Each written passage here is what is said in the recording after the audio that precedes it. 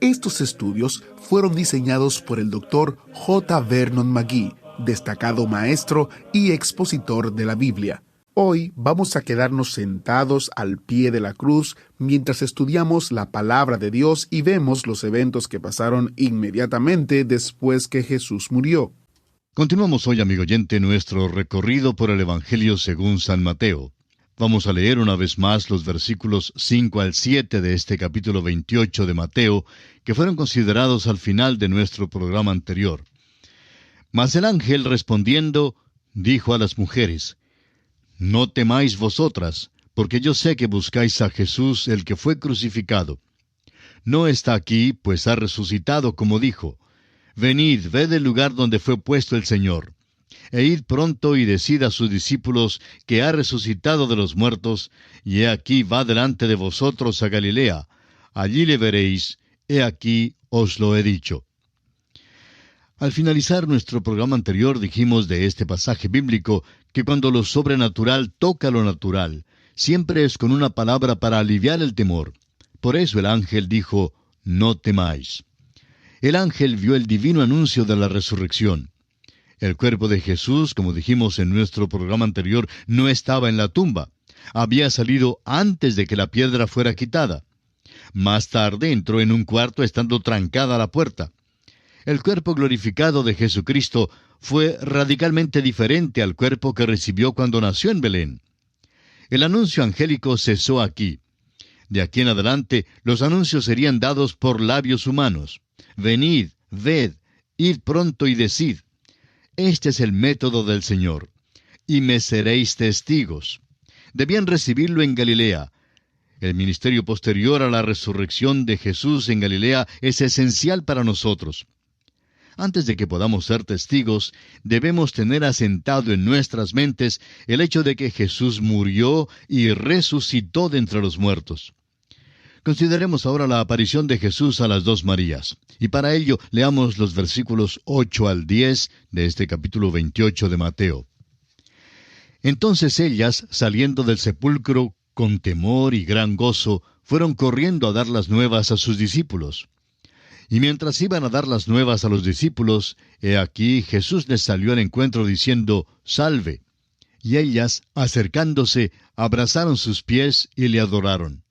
Entonces Jesús les dijo, «No temáis, id, dad las nuevas a mis hermanos, para que vayan a Galilea y allí me verán». Debe notarse las emociones mixtas de estas mujeres. Salieron del sepulcro con temor y gran gozo. También parece haber una contradicción a lo que leemos en el Evangelio según San Juan, capítulo 20, versículo 17, donde Jesús le dijo a María, «No me toques, porque aún no he subido a mi Padre, mas ve a mis hermanos y diles, subo a mi Padre y a vuestro Padre, a mi Dios y a vuestro Dios». Entre estos dos incidentes, Jesús evidentemente había subido con su propia y preciosa sangre al cielo, al lugar santísimo. Leamos ahora los versículos 11 hasta el 15 de este capítulo 28 de Mateo. Mientras ellas iban, he aquí unos de la guardia fueron a la ciudad y dieron aviso a los principales sacerdotes de todas las cosas que habían acontecido. Y reunidos con los ancianos, y habido consejo, dieron mucho dinero a los soldados, diciendo, «Decid vosotros, sus discípulos vinieron de noche y lo hurtaron, estando nosotros dormidos. Y si esto lo oyera el gobernador, nosotros le persuadiremos y os pondremos a salvo». Y ellos, tomando el dinero, hicieron como se les había instruido.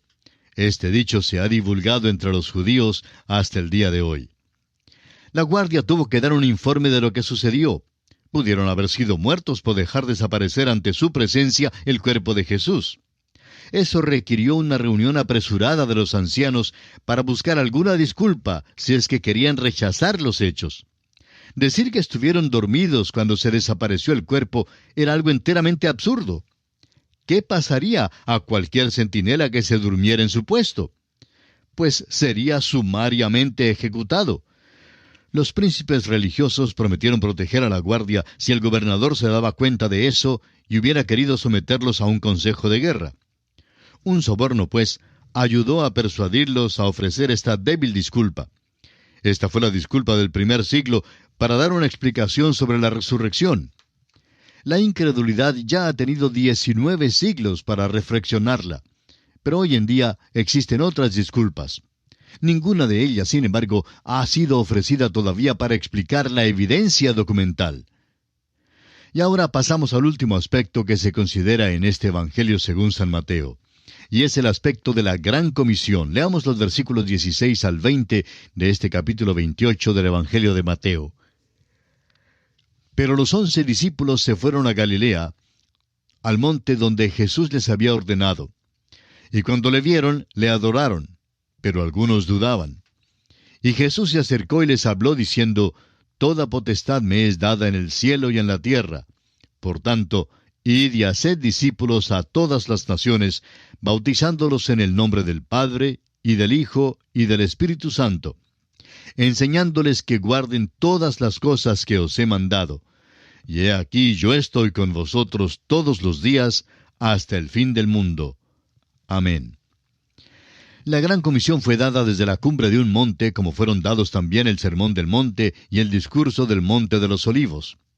Hay una relación estrecha entre estos tres discursos, y también hay en ellos una aplicación para nosotros en el día de hoy. Es interesante notar cuál imparcial es Mateo.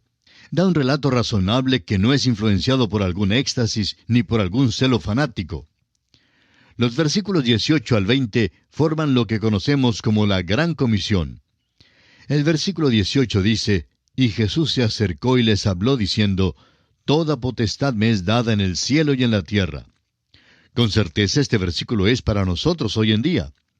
El apóstol Pablo en su carta a los Efesios, capítulo 1, versículos 19 al 22, declara, Y cuál la superimenente grandeza de su poder para con nosotros los que creemos, según la operación del poder de su fuerza, la cual operó en Cristo, resucitándole de los muertos y sentándole a su diestra en los lugares celestiales, sobre todo principado y autoridad y poder y señorío, y sobre todo nombre que se nombra, no solo en este siglo, sino también en el venidero.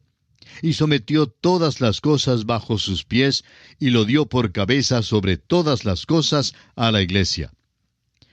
También en su carta a los Filipenses, capítulo 4, versículo 13, el mismo apóstol Pablo dice, Todo lo puedo en Cristo que me fortalece. Ahora el versículo 19 del capítulo 28 de Mateo es la parte espinosa o difícil que muchas personas no aceptan, creyendo que no tiene aplicación para el día de hoy. Una consideración cuidadosa revelará que hay un paralelo notable en Hechos, capítulo 1, versículo 8, donde dice, Pero recibiréis poder cuando haya venido sobre vosotros el Espíritu Santo, y me seréis testigos en Jerusalén, en toda Judea, en Samaria y hasta lo último de la tierra. La enseñanza es parte de la obra de la Iglesia. El bautismo de agua en el nombre de la Trinidad ha sido practicado por la Iglesia desde el principio. Aún el apóstol Pablo, quien no fue enviado para bautizar, practicó este rito de la Iglesia primitiva. En su primera carta a los Corintios, capítulo 1, versículos 14 al 16, dice el apóstol Pablo, Doy gracias a Dios de que a ninguno de vosotros he bautizado, sino a Crispo y a Gallo, para que ninguno diga que fuisteis bautizados en mi nombre. También bauticé a la familia de Estéfanas. De los demás, no sé si he bautizado a algún otro. La única razón por la cual el apóstol Pablo dio gracias de que no había bautizado a ninguno, sino a aquellos que son mencionados, fue el hecho de que algunos pudieran pensar que bautizó en su propio nombre y no en el nombre de la Trinidad.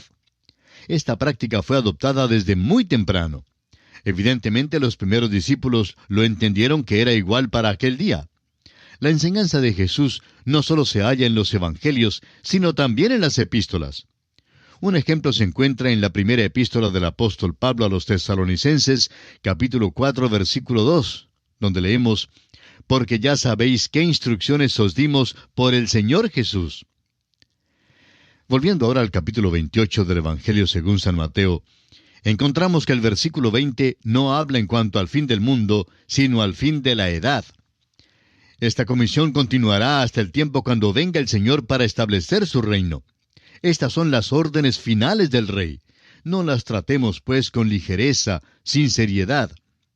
El hecho importante es que el Rey está con nosotros hoy en día por medio de su Espíritu.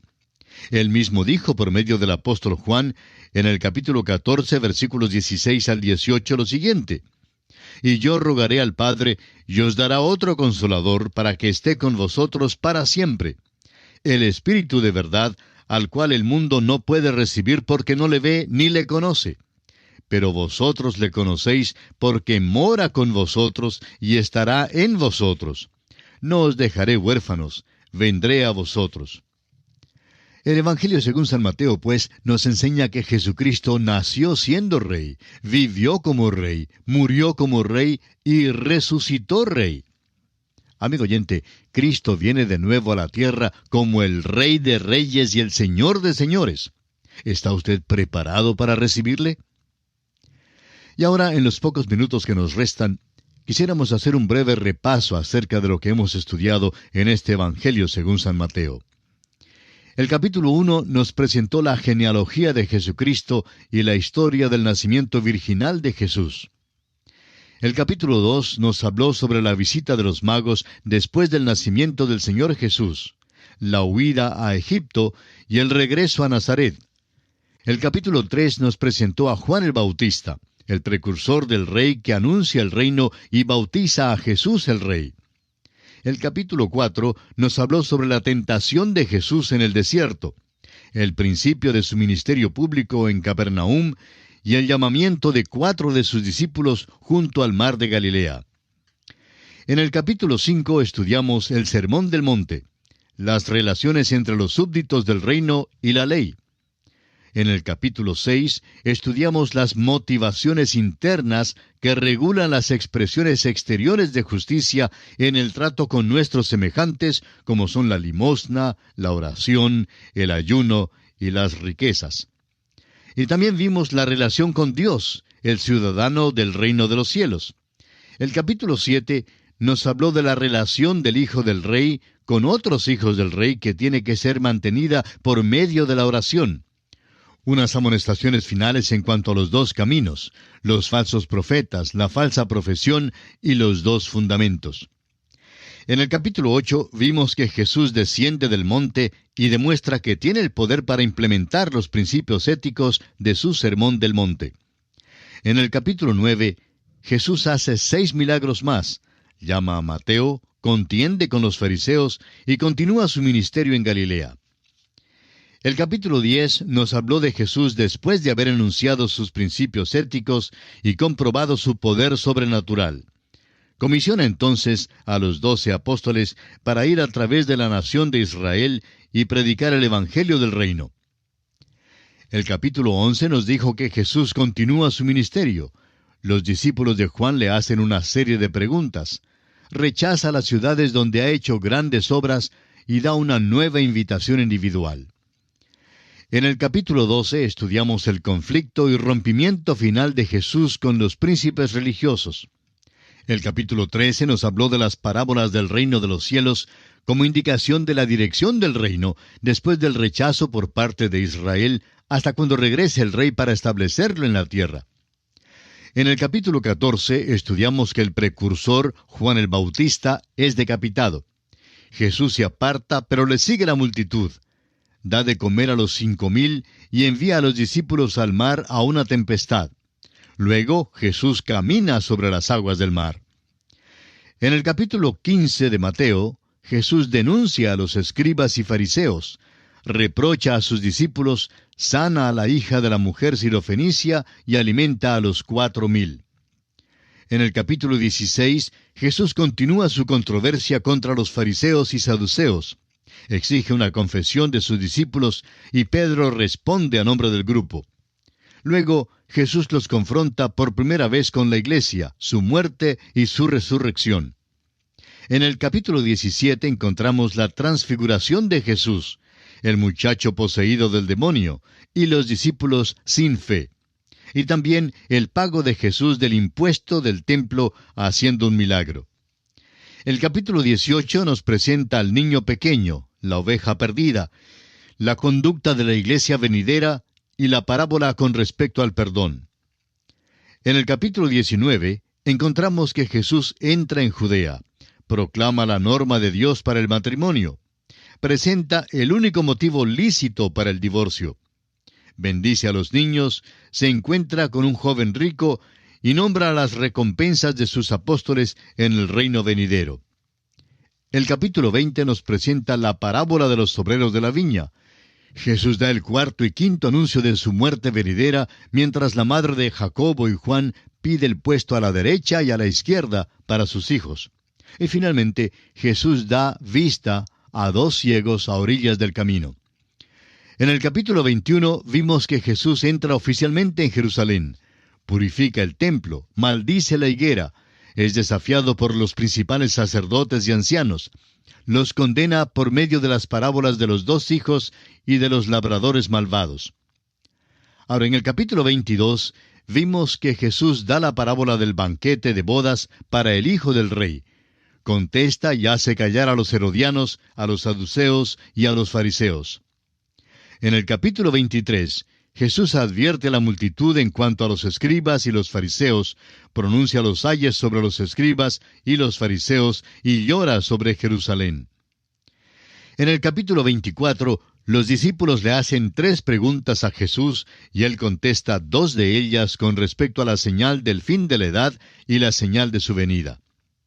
En el capítulo 25 vimos la continuación del discurso del Monte de los Olivos, la parábola de las 10 vírgenes y de los talentos y el juicio de las naciones gentiles.